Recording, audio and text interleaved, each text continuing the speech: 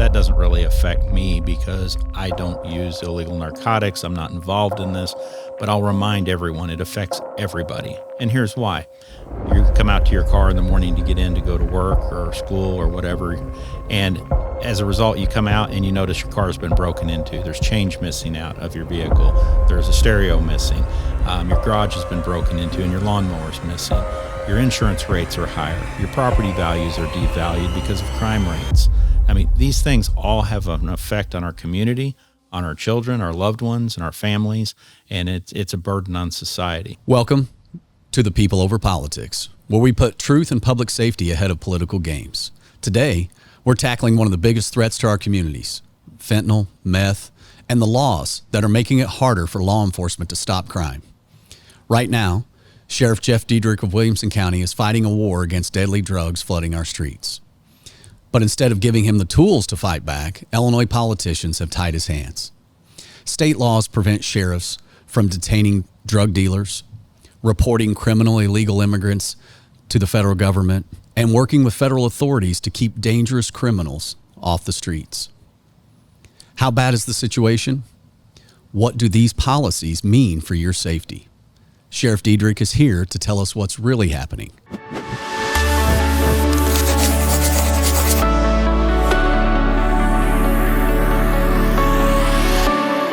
I'm Brian Drew, and we're joined today by my co-host and wife, Kristen Drew, as well as the sheriff here of Williamson County, Jeff Diedrich. How are you, sir? Very good. Thanks for coming in with us. Well, thank you for having me. Absolutely. There's a lot going on currently in the news, particularly with law enforcement. And since we're in Illinois, it's an even more hot button issue. Absolutely, and there is a lot to cover, and a lot of issues that affect people, and also have a dramatic effect on our court system, as well as maintaining accountability for criminal activity in Illinois, and specifically, in my case, Williamson County. And obviously here we've heard a lot about, drugs are an epidemic here in our communities, especially in these rural communities. There's a lot of talk about fentanyl, but what do you see as the major issue that you have going on here in your community? Well, the types of drugs that we see in our community is cyclical. It's driven largely and dependent upon economic status, availability of the types of drugs, and that has had a shifting swing over the last several years. If you go back a decade or more, you would have seen a lot of methamphetamine, heroin, and the methamphetamine that we would see would have been produced locally all over the country, laboratories and different things out in the woods, in homes, affecting vehicles that maybe are transporting kids. So a lot of heartbreak in those types of situations. But what we're seeing now is a complete different situation. We're seeing methamphetamine coming in large mass over our borders on the southern border. And that's largely being distributed and manufactured and imported through the cartels. And when we talk about that, the old way to make meth, they called the shake and bake method, which were people using local batteries, things like that. This is actually something they call ice, right? Where it's basically 99% pure. They're actually manufacturing in laboratories in Mexico. That's correct. And it's very organized, and the cartels are, unfortunately, they're very good at it. And because of that, it's driven the cost of that product down, all the way down to about $35 a gram when it hits the street. And if you go back just, a decade ago, it was much more expensive, which also pushed the type of drugs that people used over to heroin, prescription drugs, and other types of drugs.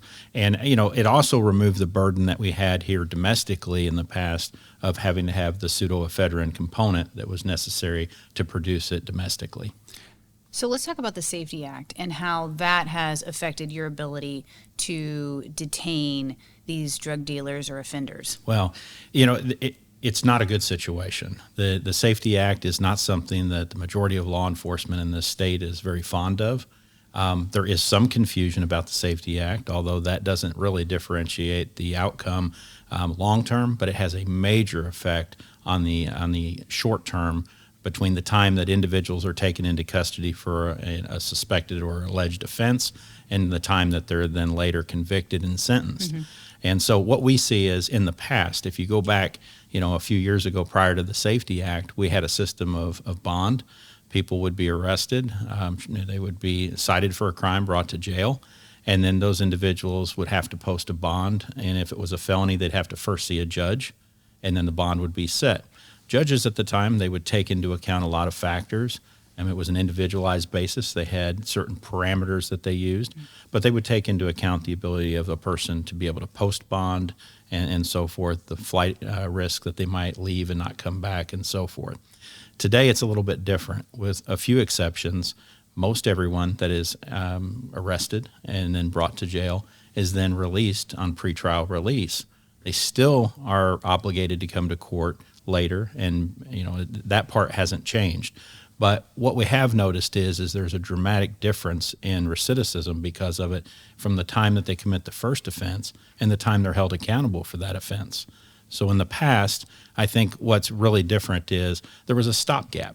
So if you had somebody that would commit a crime, at least for that day or that night until the next day, they didn't have the ability to go right back out an hour later, commit the same crime at the same location with the same victim. And they do that now. And so one of the things that's really transpired from this is you were catching and releasing. That's the term people like to use. And they put them back out on the street. And sometimes it's so fast that we don't even have our paperwork done yet. Wow. And they're back out at the same scene. What does that do for your morale? Well, in the beginning, it was very troubling because our law enforcement officers, our law enforcement partners around the state are working, and it doesn't feel as fulfilling because you're still having the same victims affected, sometimes in the same evening.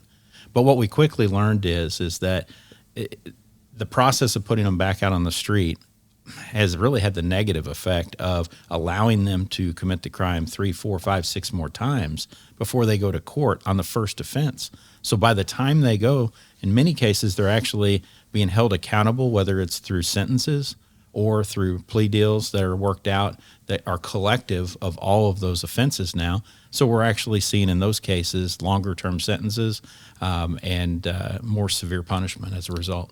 Well, you think about it, the act said that, we're going to make this more fair for individuals who have drug addiction or people who are in those positions. But what it's actually happened is it's allowed them to commit more crimes. It really has. The net effect means they're spending longer in prison on the back end while not spending any on the front end. And the difficult part about that is the individuals that have true addiction problems don't have the self-control or restraint to stop themselves from doing the things necessary to fuel that addiction. So what we've really done is we've allowed them the latitude to go out and reoffend very quickly, and then that has spiraled to the point where they're getting longer term sentences. Are you seeing a bigger uptick in burglaries as a way for these people to feed their addiction? Well, I don't know if you would say a larger amount of that because it's always been great. But because of the flexibility of being able to go out immediately without that stopgap of having to post bond, I would say that that's very likely. And do you, as far as, breaking into cars, I think that's a lot of what people in the community kind of feel like, where people's cars are getting broken into more than they used to, your outbuildings, your garages. Have you seen a lot of that, of people taking... We have, and oftentimes it's easy as a person in the public who, you would first say, well, that doesn't really affect me because I don't use illegal narcotics, I'm not involved in this. But I'll remind everyone, it affects everybody. And here's why. You come out to your car in the morning to get in to go to work or school or whatever, and as a result, you come out and you notice your car has been broken into. There's change missing out of your vehicle. There's a stereo missing. Your garage has been broken into and your lawnmower's missing. Your insurance rates are higher. Your property values are devalued because of crime rates. These things all have an effect on our community, on our children, our loved ones, and our families, and it's a burden on society. And you're tracing all of that back to drug use? Well, I don't know that you can say all of it, but a significant portion of the thefts and the burglaries are directly tied to illicit drug use. That is definitely one of the predominant fueling factors. And when you look at it and you talk about even the offenders, like someone who has a drug addiction, under the old system, you could have them there in jail for a week, 2 weeks before they could either come up a bond, a family member comes in, especially for some of the younger offenders, 18, 19, 20-year-old kids who have unfortunately got hooked in addiction. But now they're back out on the street in 30 minutes, and they don't get that time frame to dry out where someone can have a discussion with them. Hey, do you want to go to rehab? Do you want to do this? How have you seen that play out? That absolutely is true, and that has had a dramatic effect. And I think if you look at some of the posts that I've made more recently and the cases that we've had, the accountability of holding people accountable long term, that has not changed. And I think that's the part that I want to make sure that the community understands. We're only talking about the period from the time somebody's arrested until they're sentenced. And unfortunately, it's not just about them being able to go out and reoffend rapidly and repetitiously. We have real victims in these second, third, fourth, fifth, and sixth crimes that are occurring. So that's occurring. When you get past the sentencing stage, those sentences are being pretty tough. And I put out a sample just recently in the last week or so that outlined just a sampling of 100 cases here in Williamson County where individuals were sentenced to either jail or prison. And that was a random sampling over about a 7-month, 8-month period. And the sentences were remarkable. I mean, ranging from nearly 20 years in prison, and then in some cases more moderate, relevant to the type of crime, a lower level misdemeanor where you have people repetitiously doing that, and they're sentenced to a couple weekends in jail. So the crime or the sentence fits the crime, but we haven't seen that in the past. And I think that it's a combination here for us, having a very strong state's attorney and a very proactive law enforcement group here in the county working together to solve that issue. But it's also indicative of having the repetitiousness that we're talking about and those individuals getting more harsh sentences because of it. Now, there's another issue that we've seen a lot here lately, and that's Illinois' law, the Trust Act, which prohibits law enforcement from working together with ICE or immigration authorities. You're familiar with that, I assume. I am, yes. And it's actually an outright prohibition. You can't aid them in any way. You can't let them use your offender system, your computer system. You can't even let them use your phone system if you have someone in custody. Is that? That is correct. We have no ability to communicate or proactively reach out and say, hey, we've got somebody here. Now, once we get an actual court order, not just a detainer, but an actual court order that somebody's being held and it's escalated to that level where they're going to be transferred into federal custody and charged with a crime or have been, that changes things. But for good operating and communication, and in many states, they're able to just do a detainer. Hey, this is somebody that's here illegally. We want you to hold them. We're going to come get them. We can't even have those conversations. Right. I think that's unfortunate. I think that any group of individuals, whether they're legal or illegally here in the country, has a certain percentage of it that is going to have criminal elements to it. And we have to, as law enforcement, be able to work within all demographics of our society, whether illegal or legal, to be able to root out crime. And our hands are severely tied because of this. Well, think about, I guess in the practical sense of it, you have someone who's trafficking drugs in your community. You find out that they're illegally here in the country and they're involved with a gang, maybe comes out of Mexico, a Mexican cartel. You can't relay that information to the federal government and say, hey, do you know anything about this individual?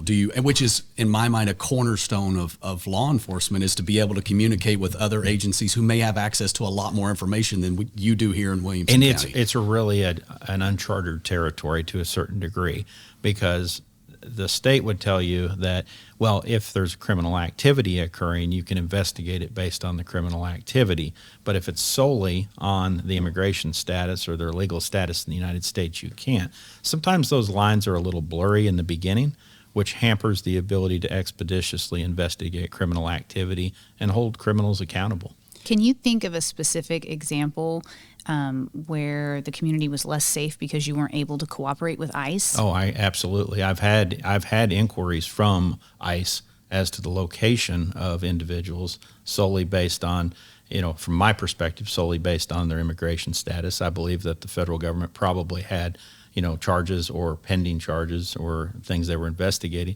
and our hands are tied. And, that's an unfortunate position to be in, and it sets you up to seem somewhat in a failure type position, that you can't succeed in the overall objective of protecting the community.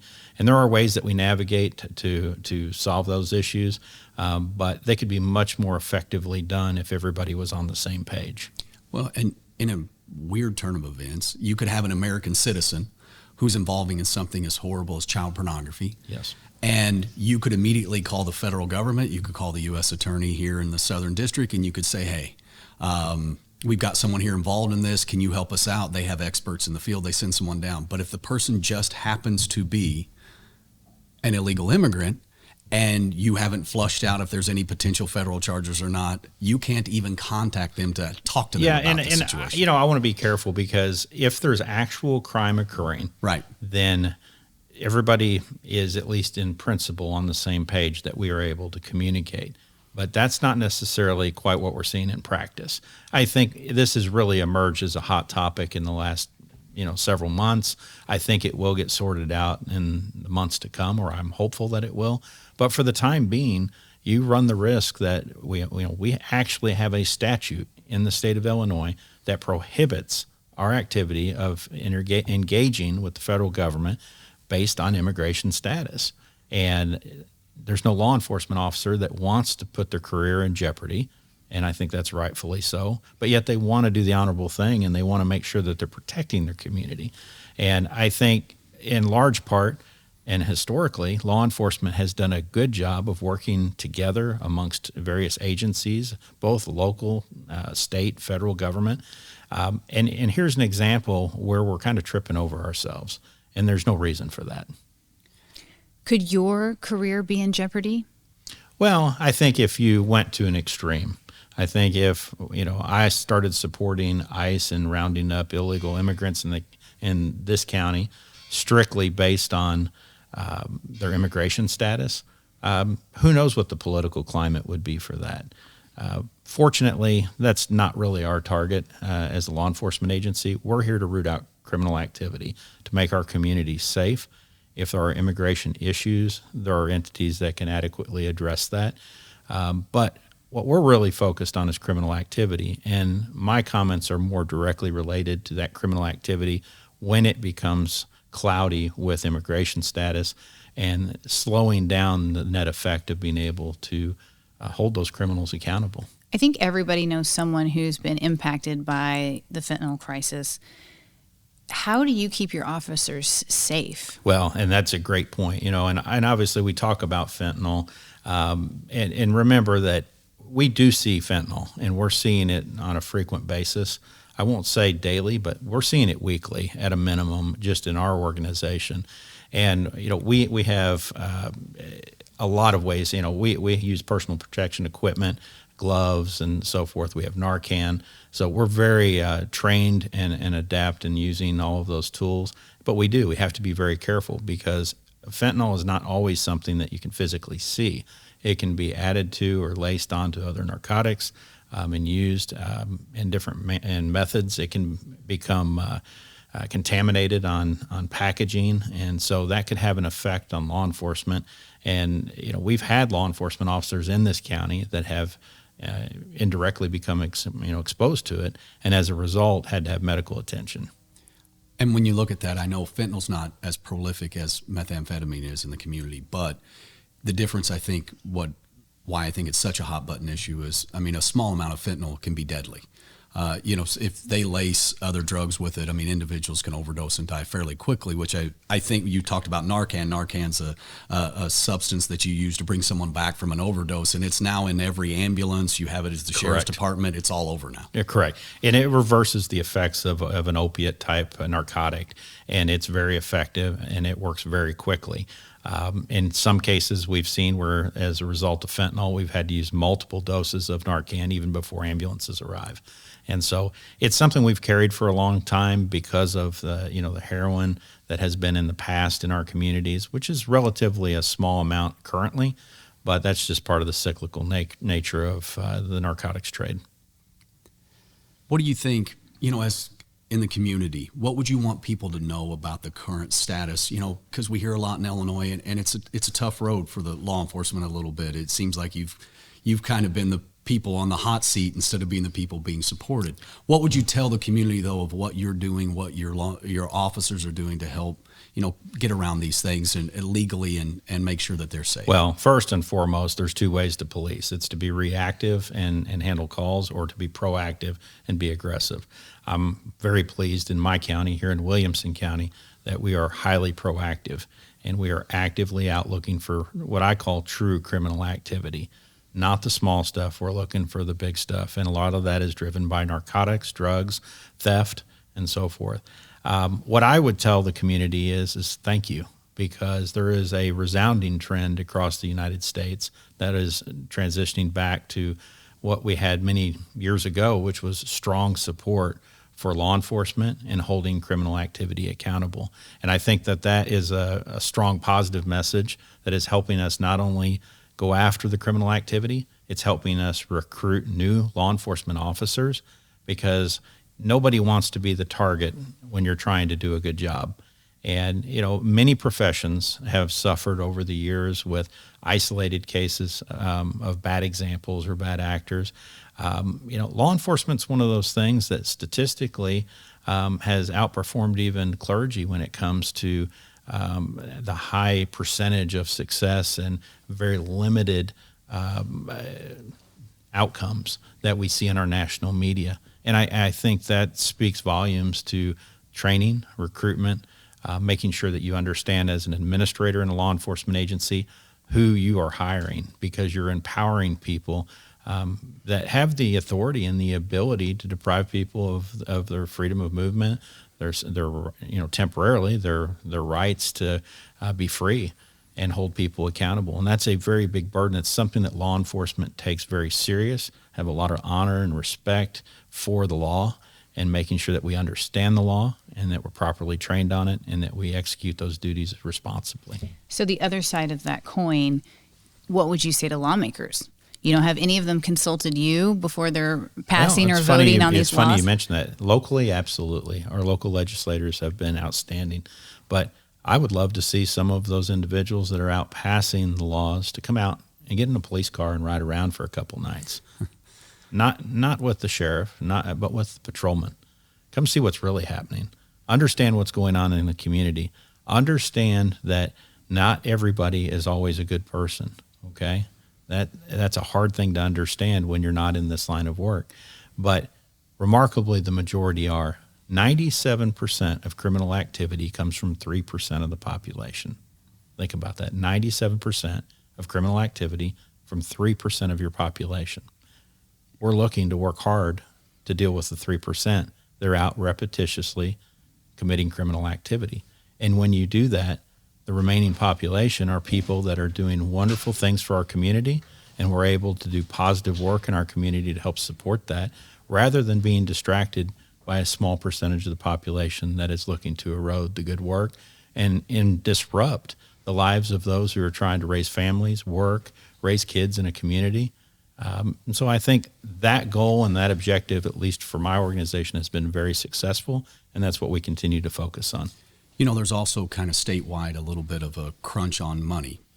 Our budget's spiraling out of control.